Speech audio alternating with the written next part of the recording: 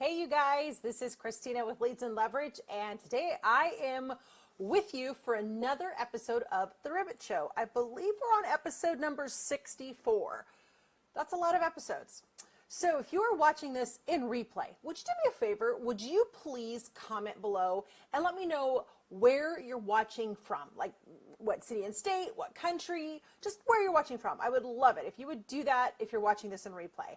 And for my live viewers, say hi. Let me know you're here. Welcome, welcome. I'd love to chat with you guys a little bit after we get into the topic. So today I'm going to actually talk to you about, I got a question from one of you guys, and it is, I'm going to look at the question, how big of an area should you farm? And I think this is a question, a lot of agents ask it because they think there's like some sort of statistical number, or if I farm this much, then I'll get this many leads, blah, blah, blah, blah, blah. So we're going to go into really short, but just a little bit of how big of an area should you farm. So don't forget to say hi if you're watching. And don't forget, if you're watching this in replay, please let me know where you're watching from. So say hi for all my live viewers. I'd love to know that you're here. Say hi. Say hi. Did I say that enough? Say hi. Okay, so let's kind of get into this. How big of an area should you farm? So here's where it comes down to. Obviously, and you may not know this, I could do another Ribbit show around this, you got to do the research on your farm area, the area that you want to farm. You need to know, first of all, you need to know if somebody, an agency, a brokerage, or an agent, an individual agent itself, who dominates that market. If somebody doesn't dominate that neighborhood, I would say go for that farm. And we can go into another video on how to do this. The second thing that you want to know is, what is the turnover? What is the average turnover in that area? So if it's a neighborhood of 100 homes, how many homes every year would tend to turn over? So that's what you want to know. You want to know those two things first before you pick a farm area. But really, when it comes down to determining how big of a farm area you should farm, or how big of an area you should farm, it is all about time and money. So I hope you guys can hear me. I want to make sure can somebody just comment and let me know that they hear me? That would be great. So it is all about time and money. And here's what I mean by that. Here's what happens. Most agents, they'll say, okay, I had a closing, I've got $500. I'm going to send out a mailing to these people over here in neighborhood A. And they'll send out a mailing. They won't get any results, or they maybe get one call or something, and their budget's done. So when you're talking about money, one of the things that you really, really want to determine is how much money. Awesome. Thank you, Lucio. I appreciate that. How much money are you able to consistently spend on direct mail every month? Because you're going to want to mail these people.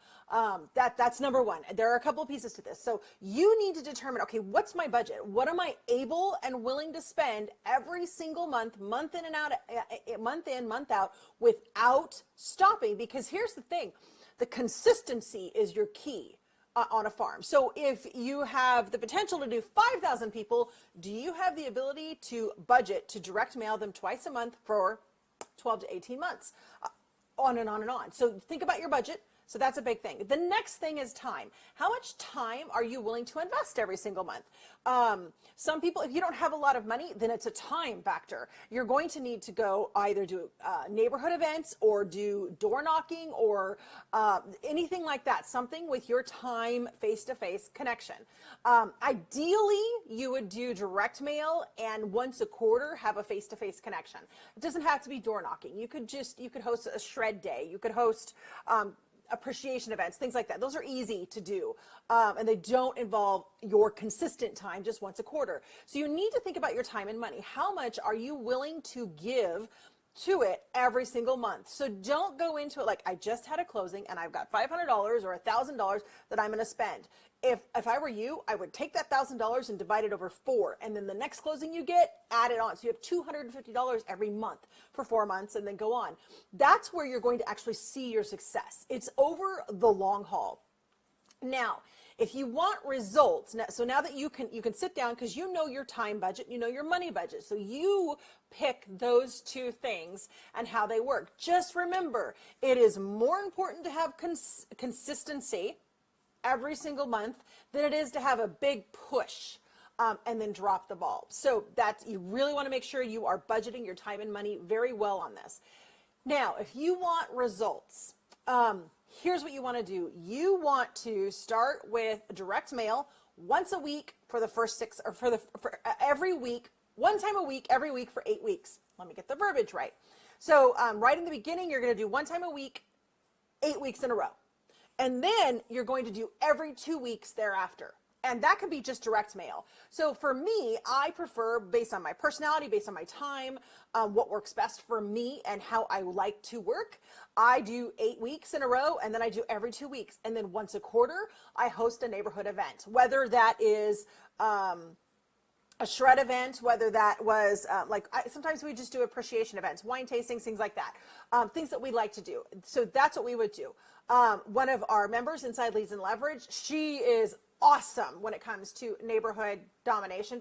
Basically, she went from a 2% neighborhood share, like she had 2% of the transactions in a specific neighborhood, to 60 some percent. It's like 64 or 68. It's something huge.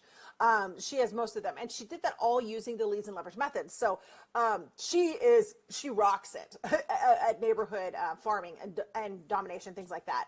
So here's the thing. Here's the key. When you're going to do these mailings, like every week for the first 8 weeks, and then every 2 weeks thereafter, this is not, now every once in a while, yes, it is. You're going to put what's sold.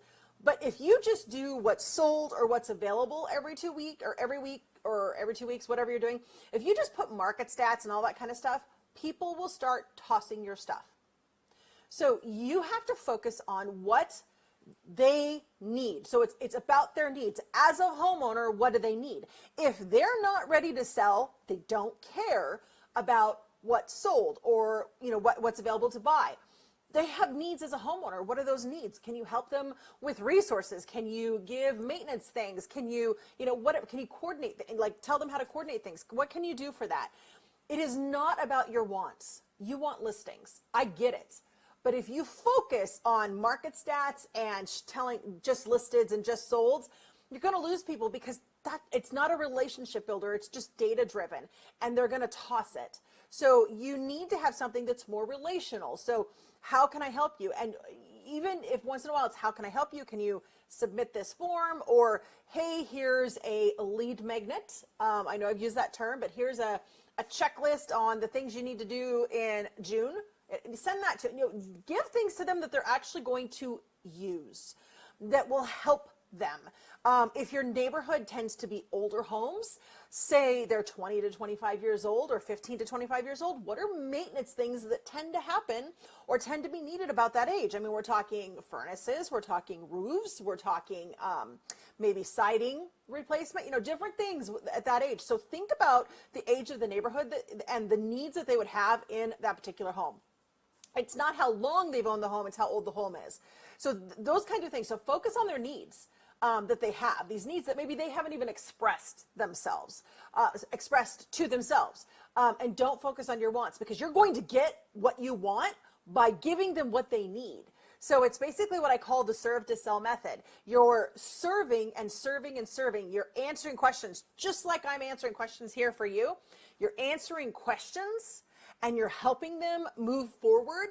And when they're ready, they come to you. That's how it works. Serve to sell is probably the best method to building a real estate business ever. So anyway, so we talked about how big of an area should you farm, and it's all dependent upon your time and your money allocations consistently over the long haul. It's going to take 12 to 18 months, I would say 18 months, to start seeing some serious results. You might get random stuff, but if you want to shorten that time frame, serve them. Serve them, serve them, serve them. Give them what they need. Help them with questions that they're not asking you, but you know that they have. Age, how do I know? Something simple. If it's an older neighborhood and they're right at that age where roofs start needing to be repaired or done, who can they trust? Do they trust a roofer to look at their roof, or do they hire an inspector that doesn't have a relationship with a roofer, so that they don't feel like they're just trying to sell them a new roof? Can their roof be patched, or does it have to be replaced? Help them with those questions. And by that I mean, send whatever you're going to email or snail mail them, give them the checklist or points that they can, here's how to analyze it, here's how to pick it, things like that. If you're talking about maybe trees are tall enough now where there's a few neighborhoods in our area that they're like 50 and 60-year-old areas, and the trees are coming up, the roots of the trees are coming up through the sidewalks. So how do you take care of those? Who are people to do that? Is there anything you can do to prevent that? Things like that. So that's the kind of stuff that I'm talking about to help them. That's all of those home ownership things that they need to know. And then maybe once every 2 or 3 mailings, then you go, okay, here's a neighborhood overview, here's what's going on in your neighborhood, etc. So you do want to provide that, just not every stinking time. It's usually just sold or just listed. Don't rely on that. And you don't have to be creative. Just be informative. Be value driven. Be service driven. Here, I know about houses. I can help you. And if you don't know, align yourself with someone who does, an inspector. Interview an inspector. Ask them information. And then you can also refer that inspector, or you make sure you have a couple, or there's so many things you can do. Don't get too complicated with this, but definitely answer their questions. Okay?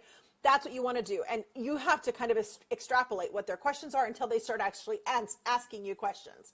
So this is actually kind of a short one. So that's how big of an area you should farm. I mean, what can you consistently maintain from your time and your money? So what is your budget over time? What is your budget over the next 12 to 18 months? Do you have $10,000 getting into the business? Guess what? Divided by 18, that's your budget for this particular thing.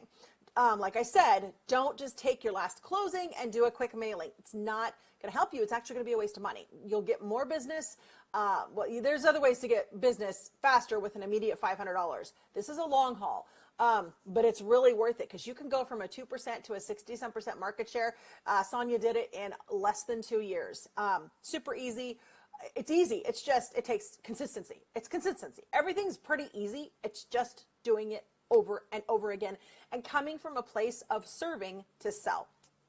All right, you guys, if you have any questions, let me know. I am answering them on these on Ribbit episodes. I will be doing a Ribbit show episode every single business day this month. This is July, so I am here to help you. Send an email to christina@leadsandleverage.com. I will answer your questions on an episode of the Ribbit show. Also, if you want to make sure, one piece of your farming strategy is getting your Facebook business page right.